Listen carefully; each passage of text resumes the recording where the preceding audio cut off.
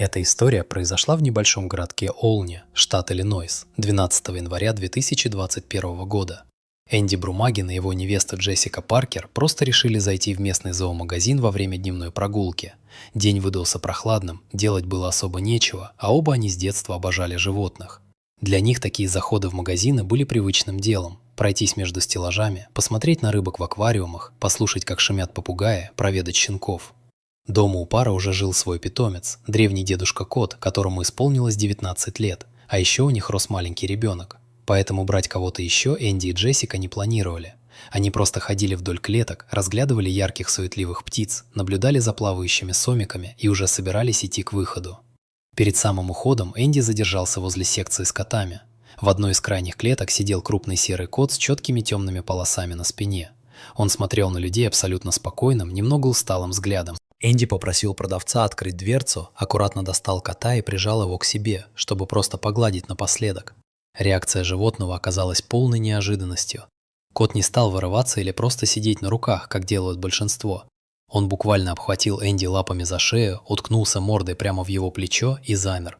Было ощущение, что этот зверь нашел кого-то, кого искал очень долго. Сотрудники магазина, наблюдавшие за этой картиной, подошли и рассказали историю полосатого. Кот жил у них в боксе уже 2 недели. Проблема была в том, что прошлые хозяева отдавали его с пометкой: кот тяжелый, плохо сходится с другими животными и совсем не терпит маленьких детей. Из-за этих ограничений никто из покупателей даже не рассматривал его как вариант. Все искали ласковых котят или спокойных взрослых кошек, подходящих для больших семей. Услышав это, Энди вздохнул. Взять кота к себе они физически не могли. Их собственный 19-летний кот требовал тишины и покоя, а 3-летний ребенок точно стал бы для этого серого гиганта раздражителем.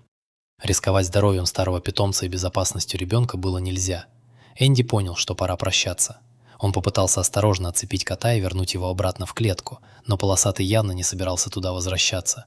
Как только Энди попытался сдвинуть его с места, кот сжал лапы еще сильнее, вцепился когтями в куртку и прижался к плечу так, будто от этого зависит его жизнь.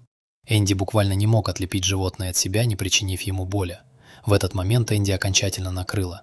Видеть, как взрослое, сильное животное так судорожно держится за случайного человека, было тяжело. У Джессики стояли слезы в глазах, да и сам Энди стоял с тяжелым комком в горле. Просто вернуть кота в клетку и уехать домой, сделав вид, что ничего не произошло, они уже не могли. Тогда Джессика достала телефон и сняла короткий ролик прямо на месте. Энди стоит посреди торгового зала, а серый полосатый кот намертво держится за его куртку и отказывается спускаться. В этот же вечер они выложили видео в городскую группу в социальных сетях. Без громких слов и лишней драмы они просто описали ситуацию. Вот кот, он сейчас сидит в зоомагазине. Ему срочно нужен дом без детей и других животных. Помогите найти ему хозяина, который сможет забрать его к себе. За пару дней ролик разошелся по всему городу. Люди пересылали его друг другу, комментировали и делились информацией. 24 января Энди и Джессика снова приехали в тот же зоомагазин, чтобы проведать кота и привезти ему еды. Но клетки на привычном месте уже не было. Продавцы с улыбкой рассказали, что после публикации в магазине не смолкал телефон.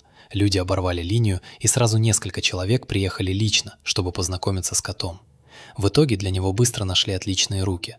Дом, где нет ни маленьких детей, ни других котов. Ровно так, как ему было нужно. В тот же день полосатый уехал в свою новую жизнь.